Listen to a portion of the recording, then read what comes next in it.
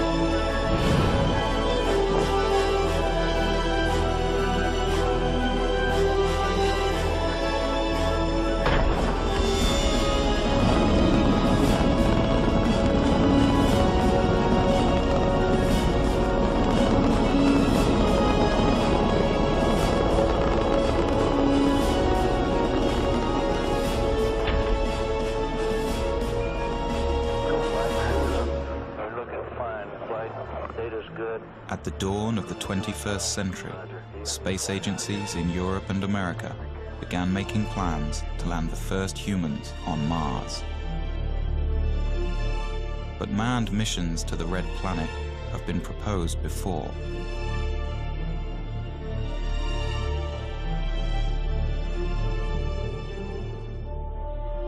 For some, Mars holds the answers to mankind's future in space. Others say Mars is too far, too dangerous, and too expensive for humans to explore. And in a world torn by troubles, some say there is no need, or will, for mankind to reach into space anymore. More than 30 years after the last Apollo astronaut walked on the moon, the American manned space program seems to have lost its way, unable to reach beyond even low Earth orbit. We've got a problem. NASA has been literally going around in circles with its space program for the past 30 years. Astronautical engineer Dr. Robert Zubrin has been arguing for years that sending humans to Mars is the mission the space program needs. It's time that we set goals for NASA that were worthy of the risks of human spaceflight. Mars is the next logical step in our space program. It's the challenge that's been staring us in the face for the past 30 years.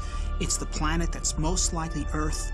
It's the planet that has on it the resources needed to support life and therefore someday technological civilization. It's the planet that will provide us with the answer as to whether life is prevalent in the universe or exclusive to the Earth.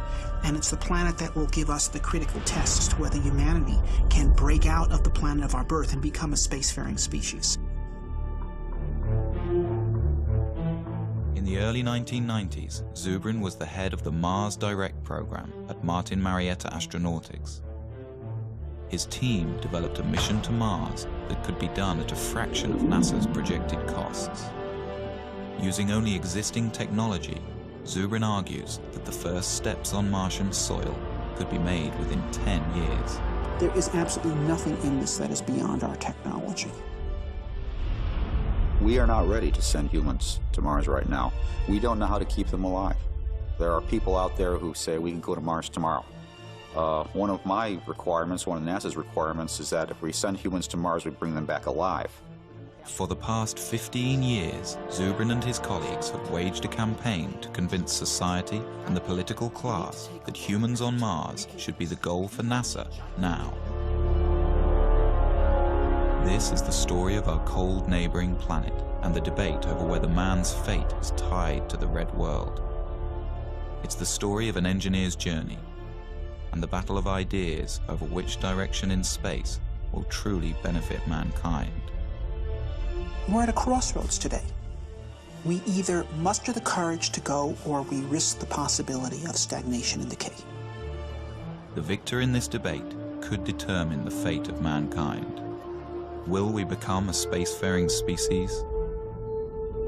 Will we live on more than one planet?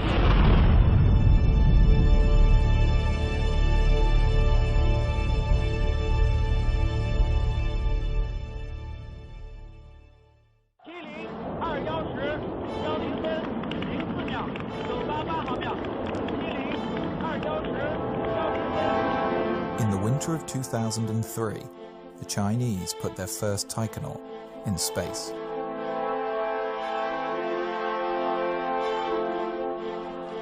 The Chinese Space Administration plans to begin a manned program of moon exploration by 2017.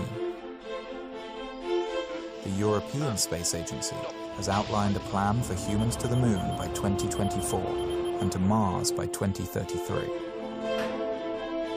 And the Russians, building on years of experience, are conducting tests for long-duration Mars missions. In America, with the impending retirement of the shuttle fleet and the completion of the International Space Station, the Bush administration announced in 2004 the Constellation Program, on the moon, a plan that would return Americans to the moon by 2020. But the program was never fully funded and was eventually cancelled.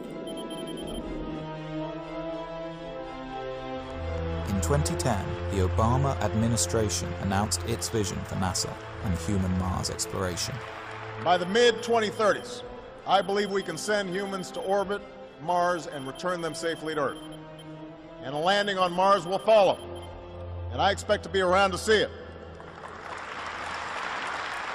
With a new timeline for humans to Mars sometime after 2035, and with administrations changing every 4 or 8 years, it is far from certain that such a plan will be realized.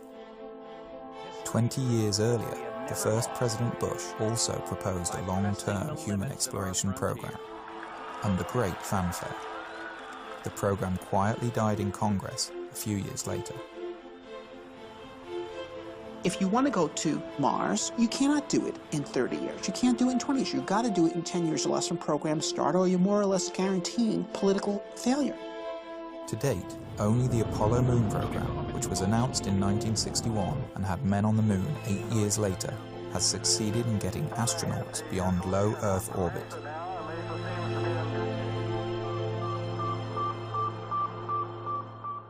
I was 5 when Sputnik flew. And while to the adults, Sputnik was a terrifying event, to me, as a child who was already reading science fiction, it was exhilarating, because it meant that this possibility of a spacefaring future was going to be real. And I was 9 when Kennedy gave his speech committing us to the moon. To go to the moon in this decade and do the other things, not because they are easy, but because they are hard. I grew up during the 60s when it was Mercury, it was Gemini, it was Apollo. Every month, NASA was doing something more impressive than in the month before. We were going to be on the moon by 1970, Mars by 1980, Saturn by 1990, Alpha Centauri by the year 2000. We were moving out, and I wanted to be part of that. And so I got myself a scientific education. But then, in the early 70s, it's all collapsed. We achieved the first part of that program, Moon by 1970, but the Nixon administration shut down the rest, and we did not move out into space. And for a while, I accepted that, grudgingly. I became a science teacher. But then, in the early 80s, something hit me, and I said, I'm not going to accept myself doing less than what I had dreamed of doing when I was a boy. Zubrin went back to graduate school, getting advanced degrees in engineering and aerospace. He then went on to work at Martin Marietta, which later became Lockheed Martin, designing interplanetary missions. It was here that Zubrin's obsession with the Red Planet began to take hold.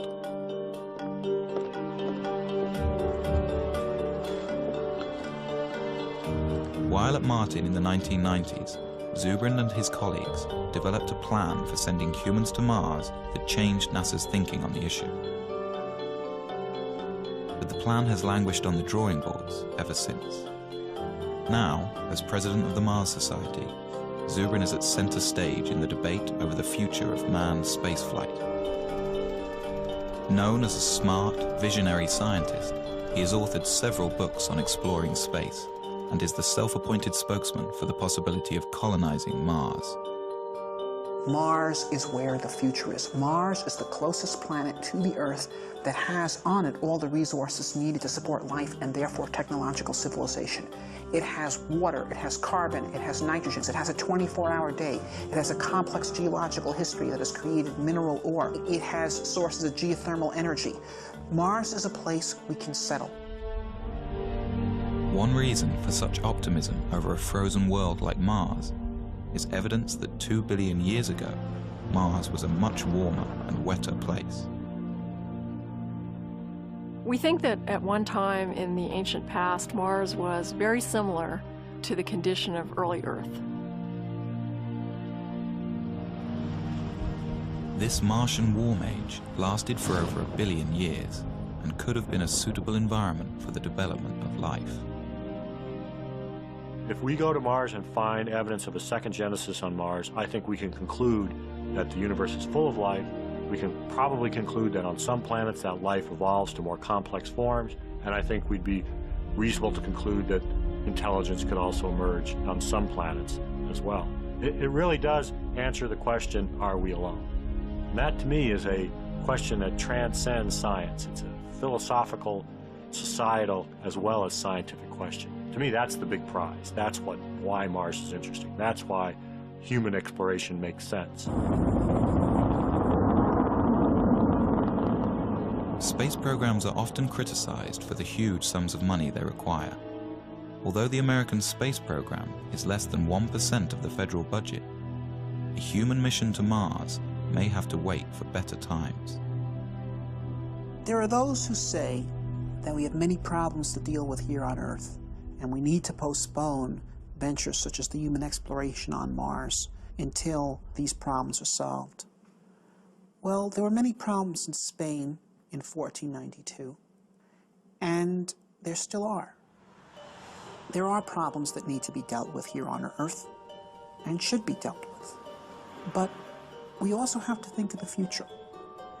We also have to think about opening up new volumes in human history.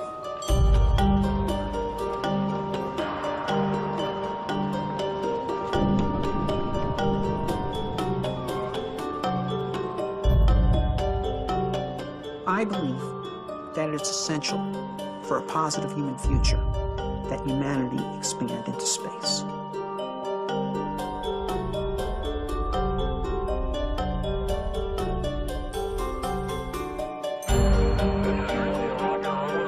The greatest value that we got out of Apollo was the creation of intellectual capital through the inspiring of millions to go into science and engineering to be part of the great adventure of human expansion into space. There's a phrase that happened with the Apollo program, which was, if we can go to the moon, we can. And then everybody's filled in whatever they were interested in. Build mass transit, cure cancer, do this, do that. The point is, it did give us a sense that we could accomplish great things. It did bring out the best of us. We excited a generation of engineers and scientists. The generation that built the computers and cell phones and all the technology everybody uses today and takes for granted.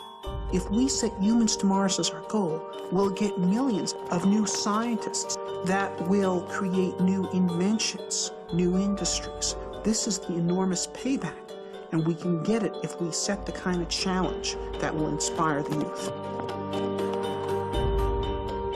To Zubrin, civilizations, like people, thrive on challenge and decay without it. We have everything we have today because of our predecessors who had the courage to leave the world of the known and go out into the wilderness and build new cities. And if we stop being people like that, then we will hand down much less to our posterity than our ancestors handed down to us. So there's the choice in life. One either grows or one decays. Grow or die. I think we should grow. History proves that we have never lost by pressing the limits of our frontier. In the summer of 1989, the first President Bush announced the Space Exploration Initiative, directing NASA to draw up long-term plans to get humans back to the moon and begin developing a program of manned Mars exploration. At Martin Marietta, Zubrin and his colleagues looked forward to moving NASA's space program outwards after 2 decades in low Earth orbit. Of course, we were very excited when Bush made his call saying that he was making a national commitment to implement such a program. NASA assembled a large team to take on the space initiative. In 90 days, the team developed a 30-year plan that required an enormous buildup of space infrastructure. What the NASA bureaucracy decided to do was basically design the most complex mission they possibly could in order to make sure that everyone's pet technology would remain mission critical, which is the exact opposite of the correct way to do engineering. First, NASA would triple the size of the planned space station and add enormous hangars, as well as free-floating fuel depots, checkout docks, and cruise stations. Then, on the moon, they would construct more shipbuilding facilities, bases, and depots. Next, the moon crew would construct the Mars ship, a huge craft dubbed by its detractors as Battlestar Galactica. This ship would carry everything to Mars over an 18-month flight. Once in Mars orbit, a small group would descend to the surface, spend a few days, then plant a flag in the ground and go home. The plan became known as the 90-day report. To those of us at Martin who had been engaged in designing Mars missions, when they saw the monstrosity of complexity of the 90-day report, we were dismayed, and it was readily apparent to anyone with any insight that that program would fail politically. The plan was submitted to Congress. The estimated cost, $450 billion. The legislators went into sticker shock. This would have been the single most expensive program for the United States since World War II. By the end of 1990, Congress had refused all requests for SEI funding. When the realization came that SEI was doomed, Zubrin wrote a memo to his colleagues at Martin Marietta, outlining his problems with the NASA plan and arguing for a more direct approach. Zubrin favored launching a Mars mission directly from the surface of Earth, using only existing rocket technology. This negated the need for a lunar base and avoided the complexity and cost of building ships in space. He also objected to NASA's plan for a short surface stay on Mars, a mission that would amount to little more than a flag and footprints exercise. To Zubrin, we were going to Mars to explore and develop a new world. To maximize surface time, Zubrin proposed using a faster flight path, known as a conjunction-class mission. This would mean a crew could arrive on Mars after only a 6-month journey. They would then remain on the Martian surface for a year and a half. This would give the team time to explore a wide area and conduct detailed research about the planet. Then, as the Earth return window opens, the crew would launch from Mars for the 6-month trip home. Zubrin was convinced that a simplified, more robust and cost-effective mission could be designed using these principles. Along with several like-minded colleagues, Zubrin decided to ask management at Martin to allow them to design alternative Mars missions. The management approved that, and we formed a team that was known as the Scenario Development Team of just 12 people from the whole very large Martin company. One team member, whose thinking was closely aligned with Zubrin's, was David Baker. I went off to my office and said, all right, how would I do a Mars mission if I had to pay for it and I had to go on the ride? And I said, well, it's going to be simple. There's going to be no on-orbit assembly. I really tried to take everything out of the mission that didn't absolutely need to be there.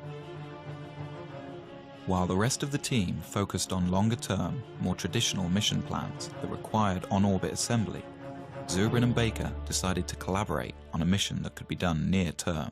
We decided to do Mars the way Lewis and Clark did America. Okay? Use the local resources, travel light, live off the land. Zubrin and Baker were convinced that a Mars mission could be launched directly from the ground. The other team members felt this was impossible, that the weight of the rocket fuel required for a round trip to Mars was so enormous it would render the launch ship impossibly heavy. To solve this problem, Zubrin was exploring a radical idea that had been kicked around the aerospace industry since the 1970s. The idea was to produce a methane-oxygen rocket fuel directly from the Martian atmosphere. It was a relatively simple and robust chemical engineering procedure that was done commonly in the 1800s, the era of the gaslight. If the idea worked, astronauts could land a relatively light ship with empty tanks. They wouldn't have to ship all the fuel with them for their return trip. This would radically lower their size and weight. The only problem was methane-oxygen fuel requires a hydrogen component. Hydrogen exists on Mars in the form of H2O, but water may be difficult or impossible to extract from the Martian environment. Really, the hydrogen was only 5% of the total weight of the methane-oxygen propellant being manufactured. So if you just say, okay, we won't be pure, we won't get all of the propellant from Mars, we'll just get 95% of the propellant from Mars. The other 5%, the hydrogen, we'll just bring from Earth. Another fundamental resource that could be extracted from the Martian environment is oxygen. A second processing unit could separate oxygen molecules from the thin carbon dioxide atmosphere, providing breathable air for a Mars crew.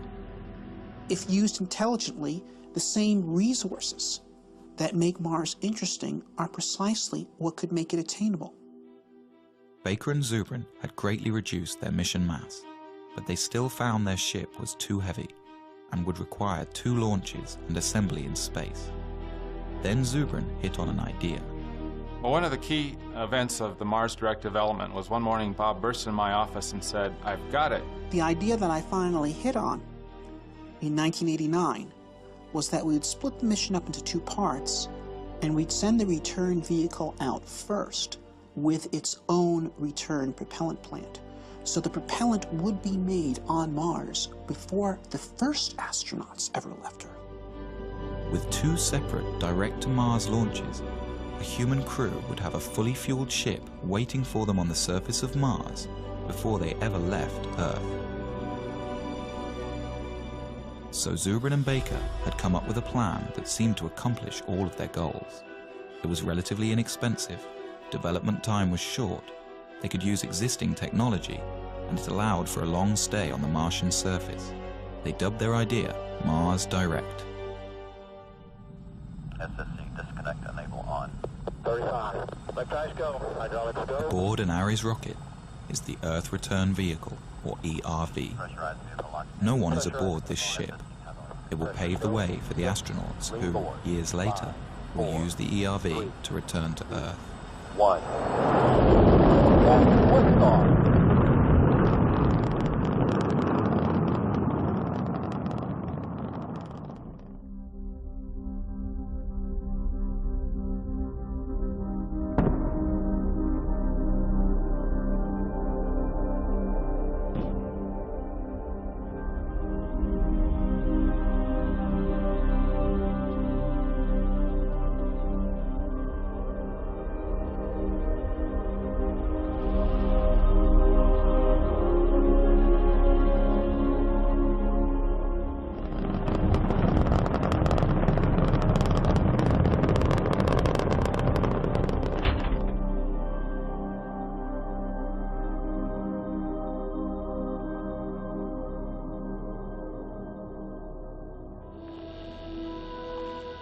On its second day, the ERV deploys a small nuclear power reactor.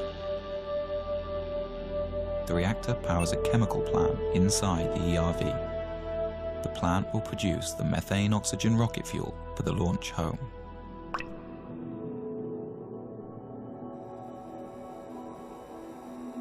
Nearby, a second robotic rover is guided to a pre-picked landing site for the human crew.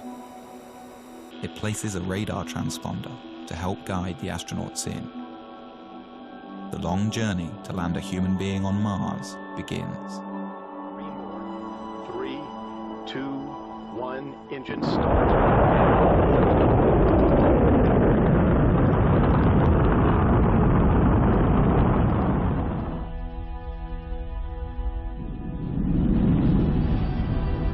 Carrying the most skillfully assembled flight team in history, 4 astronauts begin their 2.5-year mission to the Red Planet.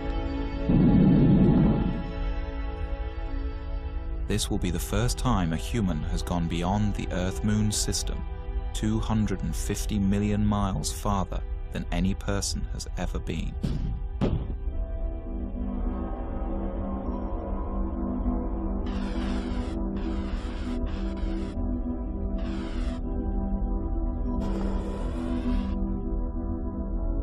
To counter the health problems of zero gravity and to fully acclimate the astronauts to Mars, the ship will deploy a weighted tether attached to the last stage of the spent rocket booster.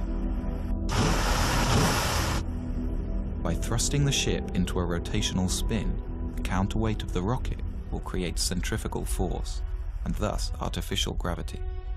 The crew will be able to live with their feet planted firmly on the floor during their 6-month transit. But the HAB is not entirely alone on its journey. Just ahead of it is a second ERV, identical to the first. Launched just a few weeks prior to the HAB, it will prepare the way for a second human crew that will follow 2 years later. It can also function as a backup for the first mission, if anything should go wrong.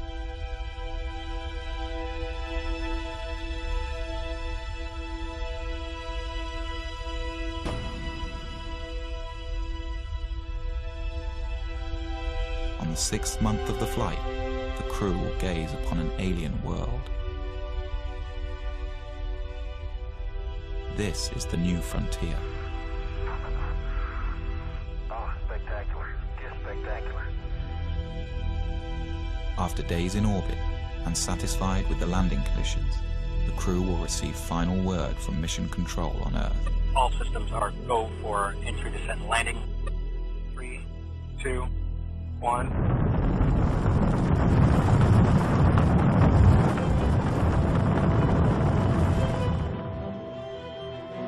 It will be a tense 40 minutes before people back on Earth get the signal from Mars and know if everything has gone well.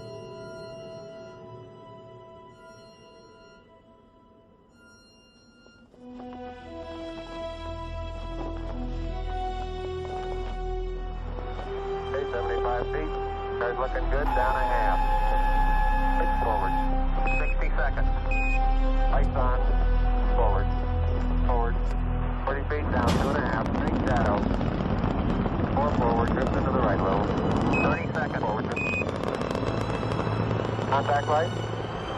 Okay, engine stop. We're seeing it on the LTP. We're on Mars, everybody.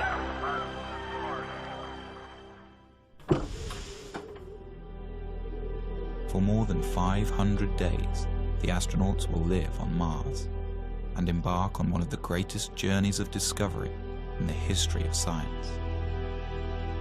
Will they find life? Or the fossilized remains of past life?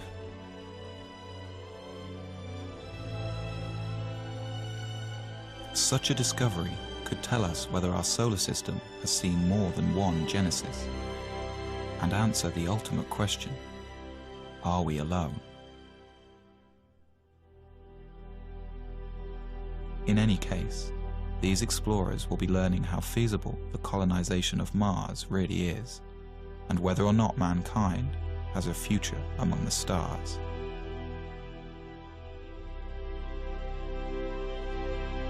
Then, when the time comes and the window for Earth return opens, the crew will climb into their Earth return vehicle and head home.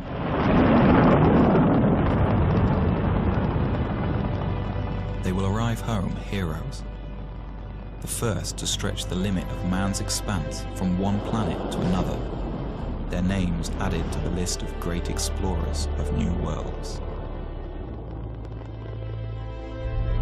In their footsteps, others will follow.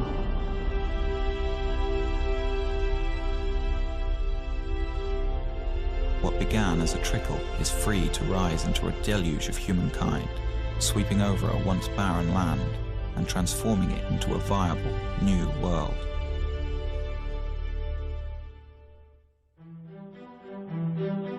When Baker and Zubrin presented Mars Direct to their bosses at Martin, they expected the worst. To their surprise, management was excited about it. They liked the fact that everything needed was relatively simple and near-term. As time went on, Martin Marietta embraced Mars Direct as their creation and put Bob and I on an airplane to several NASA centers to present Mars Direct and try to build some momentum for it. Baker and Zubrin flew to the Marshall Space Flight Center in Huntsville, Alabama. This had been one of the original design hubs for the Apollo moon landings, but recently many of the engineers had become demoralized by the failure of NASA's SEI program. Tag team style, Baker and Zubrin presented their alternative mission architecture. The response was thrilling. The old-school Apollo crowd embraced it. This was a plan that actually made sense and was within reach. Baker and I gave a number of briefings. The first was at the Marshall Space Flight Center. Next was at Johnson. These people were incredibly excited. Over the next few weeks, Zubrin and Baker were flown around the country, pitching to all branches of NASA. And everywhere they went, the response was electric. The plan was standing up to scrutiny, and groups all over NASA were converting to Mars Direct. Their tour culminated in a public presentation to the National Space Society. The crowd gave the two aerospace engineers a standing ovation.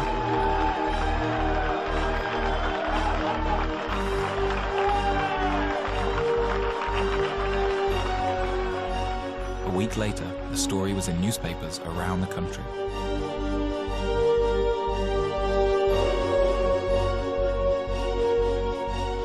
But a counterattack was beginning to form within NASA. The space station teams and many in the advanced propulsion groups were against the idea. Since Mars Direct didn't need their programs, they felt under threat. As quickly as doors opened for Zubrin and Baker, they began to close. NASA didn't want to pursue a Mars mission at that time. They didn't want to be derailed by a bunch of Mars fanatics that thought that their idea of what NASA should do should overwhelm what NASA thought NASA should do. What we did in Mars Direct was literally come up with the leanest solution, the one that involved the least spending on an assortment of technologies and infrastructural elements, including, for example, we made no use whatsoever of the International Space Station. And so people involved in all those programs were very upset because we were showing that you could go to Mars without their program being required. They felt that we were de-justifying them. The NASA administration rejected Mars Direct. The two engineers were outsiders again. But Zubrin remained determined. Bob had grabbed hold of it, and I could see that it was his, and no matter what I did, he was going to do what he was going to do. And he was going to be a proponent for it and push it, and I really saw my role sort of evaporate. It's a little bit like being a dim planet next to a bright star around him in terms of his enthusiasm, and you really can't compete with that. All you can do is decide how you're going to deal with it. By February 1991, Baker quit Martin to start his own firm. Zubrin battled on. For the next year and a half, Zubrin tried to get NASA to pay attention, giving speeches, writing papers, but Mars Direct's time seemed to have passed.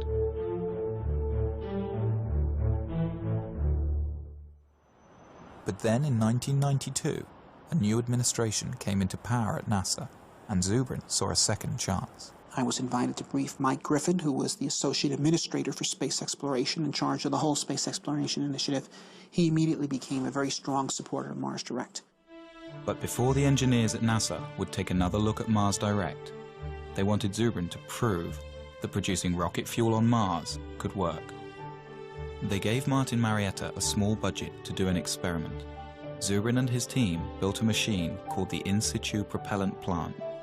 It could take carbon dioxide, the dominant gas in the Martian atmosphere, combine it with a little hydrogen, and produce a methane-oxygen fuel.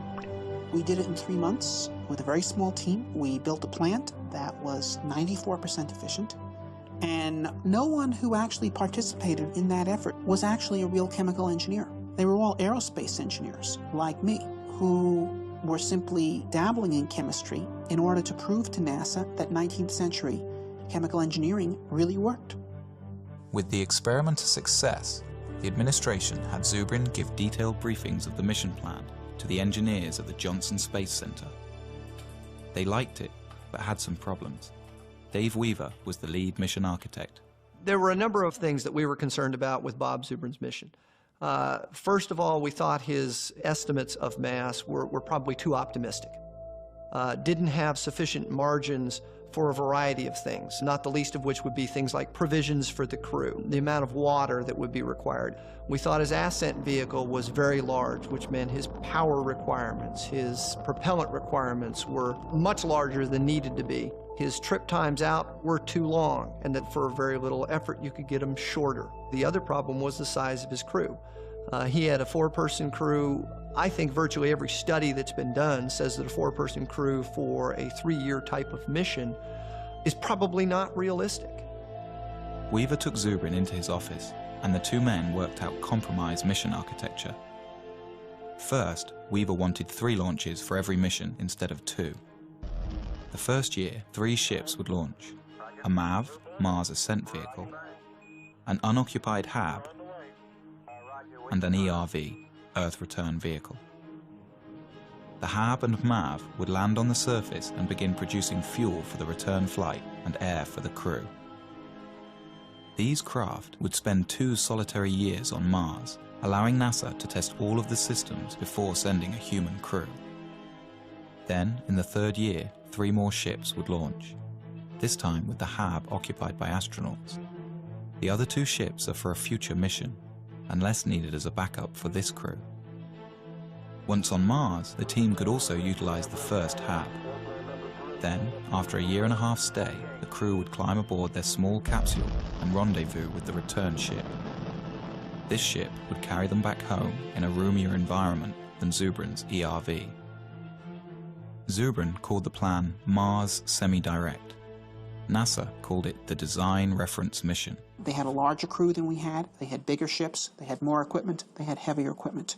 So they had to do the mission in 3 launches instead of 2, but it was done with the same principles of Mars Direct. The plan was subjected to the same cost analysis that tagged the 90-day report with a $450 billion price tag. The Design Reference Mission came back at a fraction of the cost, $55 billion. Spread out over 10 years, it could be done within NASA's existing budget. The plan made the cover of Newsweek. Here was a mission architecture that was affordable and could be done today with existing technology. But NASA's astronauts have not left low Earth orbit since.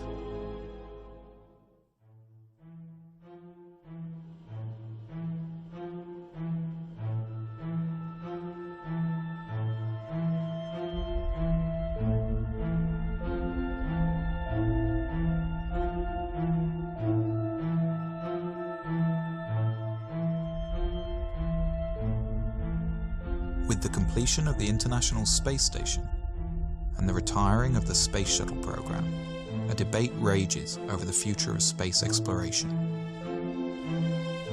Should NASA continue to focus on low Earth orbit, developing technologies for the future? Or should NASA have a goal, like it did in the 1960s with Apollo? The way we got to the moon was by a presidential imperative that demanded that NASA get to the moon within a decade. So NASA was forced to sit down, design a plan for how to do that, and then fly the mission.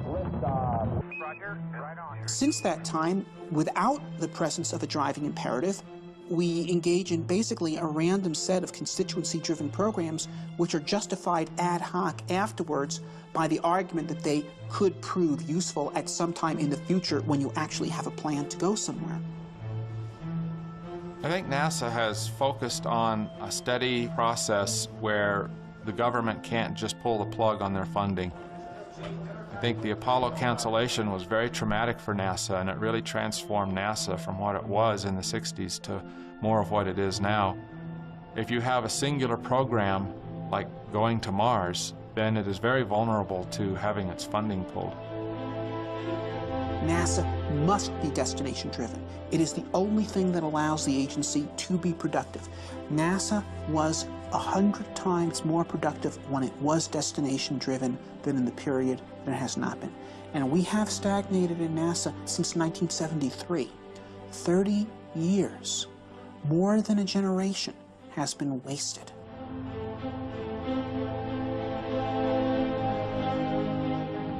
The American space program has been stagnant for 30 years. There's a once-in-a-generation shot right now to get it moving again by giving it a goal that'll take it somewhere. So the stakes today are high. And if you ask me if I am nervous right now, I am. Dr. Zubrin. Why is NASA stuck in low Earth orbit?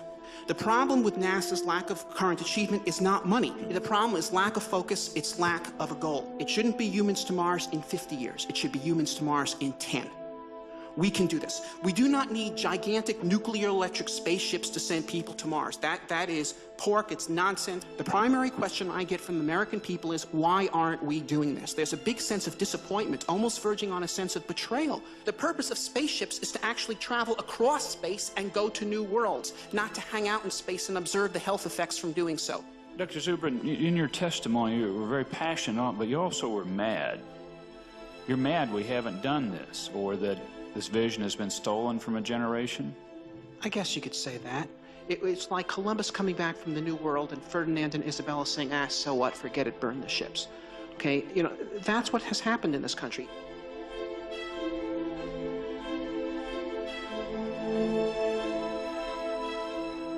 We've won our point that there needs to be a destination.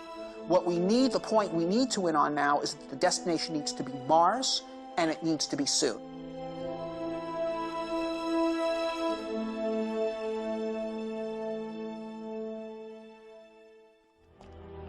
The movement to send humans to Mars in the near term began at the University of Colorado in 1978.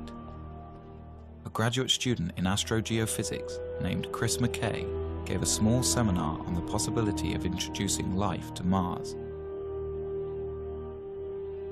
I got interested in Mars in graduate school. I entered graduate school the same year that Viking landed on Mars and sent back these images, and it sent back data that showed all the elements needed for life are here on this planet, and yet there's no life here.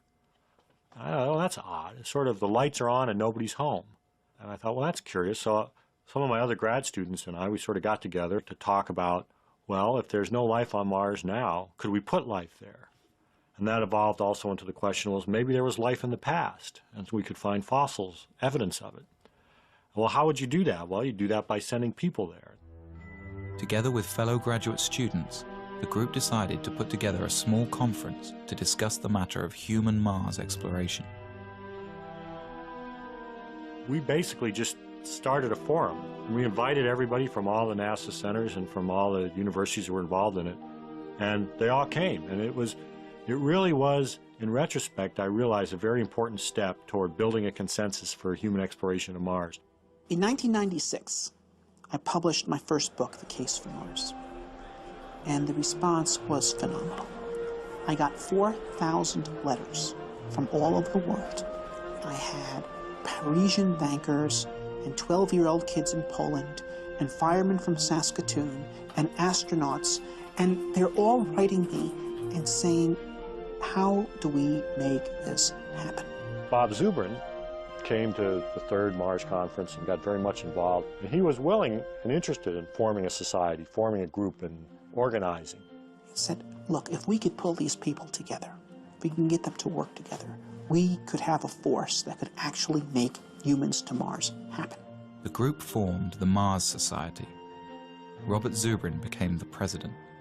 They held their first convention in 1998. The convention was just magic. We had no idea how many people were coming. They were there not just from the United States and Canada and Europe. They were there from Israel. They were there from Mozambique. They were there from New Zealand. It was astonishing. Since its inception, the Mars Society has attracted members worldwide. Derek Shannon is the head of the Southern California chapter. He's met with political leaders from all over the country. If you make them look at the whole Mars vision in historical terms, it becomes a much easier sell. How will the Martians remember our century? They're probably not going to remember our deficit, our wars, our health care. Those will be footnotes. What they'll remember is that out of all of human history, there came a generation that decided to take this amazing step out into space. And if you tell politicians that they're the ones whose names actually get to be remembered, that's when, hopefully, the space program starts going somewhere. In order to further the knowledge necessary for a manned mission to the Red Planet, the Mars Society has been building research stations around the globe, all of them based on the design of Zubrin's HAB module. Most recently, the Society set up a desert research station in Utah. Here, international researchers and aerospace students come to do experiments under the harsh desert conditions and learn what's necessary to keep a Mars crew alive and productive. Basically, what we're doing here is undergoing analog studies. Crews of up to 6 people at a time come together to live in a full simulation environment for up to 14 days. So what that means is every time we go outside the HAB, people have to don spacesuits. They have to depressurize.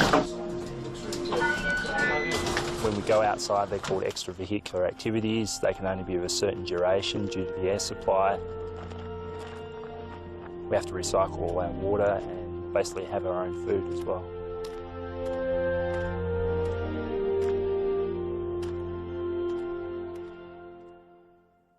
It's great to fantasize, but it's another thing when you have to put it together, when the nuts have to fit the bolts.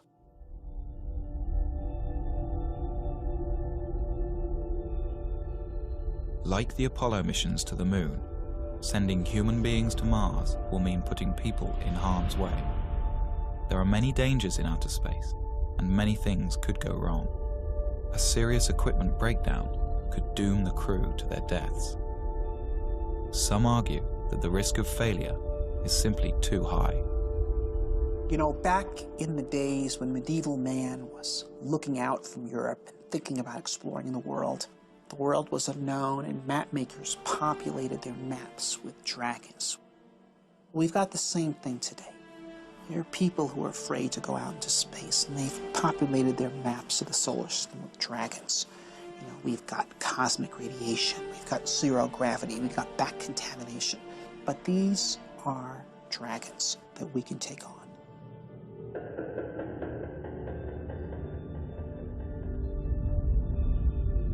There are two kinds of radiation astronauts must contend with in outer space: solar flares and cosmic rays. Solar flares are floods of protons that burst from the sun at irregular intervals and would be dangerous to an unshielded human crew. We are not ready to send humans to Mars right now. We've got to know a lot more about radiation and radiation mitigation. One of the Apollo flights barely missed, like by a week, a major solar event. If it had gone off when the Apollo astronauts were on the way back and forth to the moon, they would have gotten their entire lifetime radiation dose in that one mission. And that's just one solar flare. So that's why we worry about this. In the Mars Direct plan, Zubrin envisions a central, insulated core where a crew can retreat to while the radiation passes by. The core would be surrounded by all the provisions of the mission. This should stop any harmful dose of radiation from reaching the astronauts. Basically, you use your pantry as your storm shelter. So a solar flare happens, the alarm bell rings, the crew goes into the storm shelter, they stay in there cramped up pretty tight for a few hours until the all clear rings and they come out. This is going to happen once, it might happen twice in the course of the mission. The second type of radiation is cosmic rays. This constant rain of charged particles comes from interstellar space and cannot be avoided without many meters of shielding. We can experience some of this type of radiation on Earth at high altitudes. Airline pilots who spend their careers flying high in the atmosphere can receive almost as much of this radiation throughout their life as a Mars astronaut would on a 2.5-year mission. It's a long trip. It's a 6-month trip there, a 6-month trip back. It's probably a year on the surface. That's a lot of radiation. The best estimates are that the magnitude of that dose is not that great, perhaps 60 rem of radiation scattered over 2.5 years. Now, 60 rem of radiation delivered over a long period of time like that would not create any noticeable effects at all. It would, though it is believed, increase your statistical risk of getting cancer at some point later in your life by about 1%. Right now, if you're an average American and you do not smoke, you have a 20% chance you're going to die of cancer. This would make it 21. If you're an average American smoker, it's 40. So in fact, if you recruited the Mars crew out of smokers and sent them to Mars without their tobacco, you would be reducing their chance of getting cancer.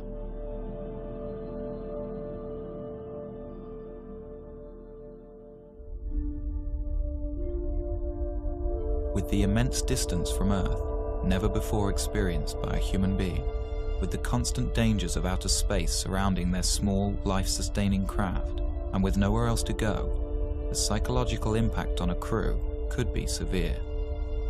Fear is real. I mean, it would be, to me, abnormal for a person to not feel the fear of getting on a rocket and launching into space and going to Mars. So I think fear is a very normal thing that all astronauts, in fact, are supposed to have. And I would be afraid to fly with someone who does not have fear. Some psychologists worry that cabin fever could set in, and the crew might literally go crazy. The human Mars mission is a more rigorous and difficult condition than most of us experience in daily life. But it is hardly a more difficult situation than many people have endured throughout human history.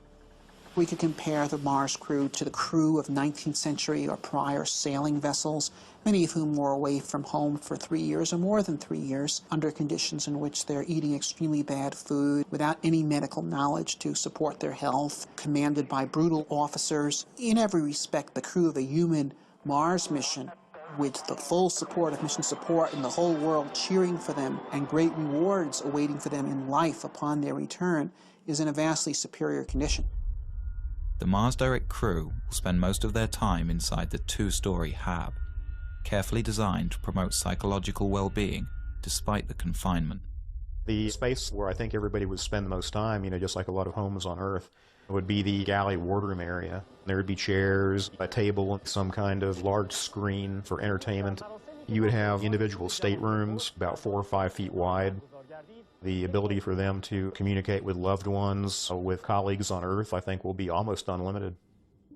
A Mars crew will need to be carefully chosen and thoroughly tested to ensure their ability to handle the extreme isolation. Wow, what a place. What a view, isn't it, John? It's absolutely unreal.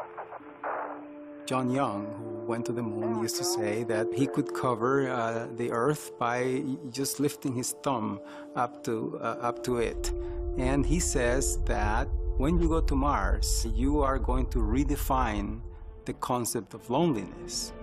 And so it is very important that the crew be well balanced and well chosen so that they can support each other.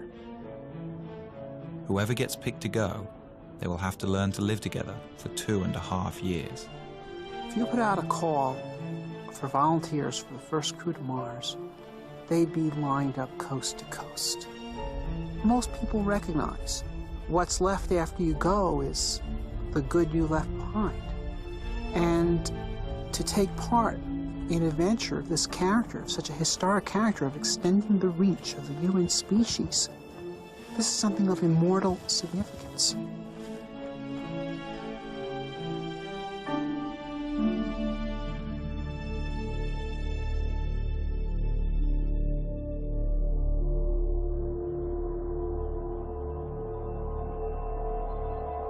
One of the most bogus threats associated with the Mars mission is the so-called back contamination issue, which is this notion that you go to Mars and discover these virulent disease organisms that you bring back to Earth and destroy all life on Earth. If we discover life on Mars, One fear is that our Earth biology will have no defense against possible Martian pathogens. Some argue that missions to Mars cannot be risked until we can prove Mars is free from harmful contaminants. This is completely nonsensical.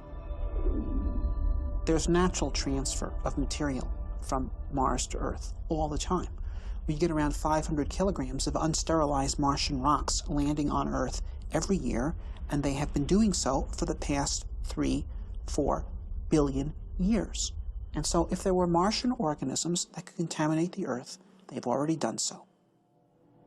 Although the prospect of Martian diseases seems remote, lawmakers have required that NASA create elaborate protocol to ensure that any extraterrestrial material stays contained.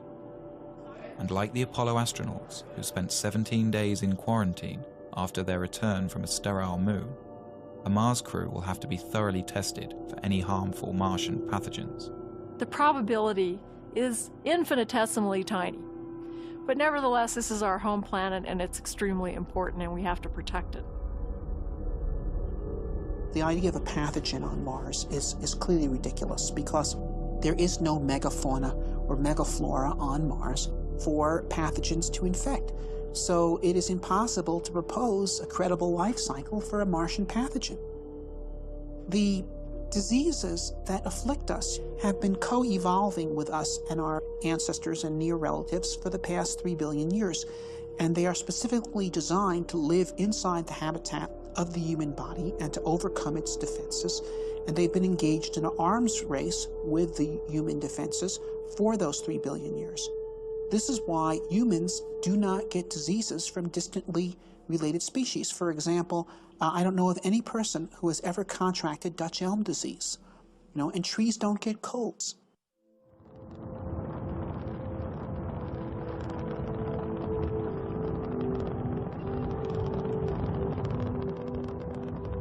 When the first Mars lander touches down, the crew will be staring out at a new world, a place that in 4 billion years, no eyes have ever seen.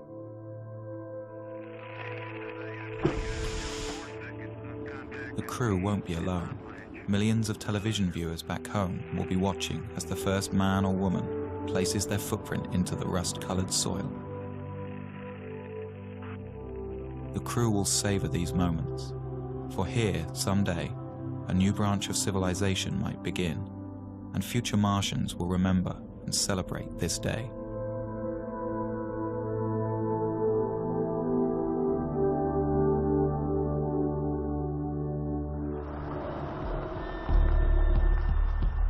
There is much for the crew to do and explore. One of their main mission objectives will be to search for signs of microscopic life. To do this, they will follow the ancient water flows. For on Earth, where there is water, there is life.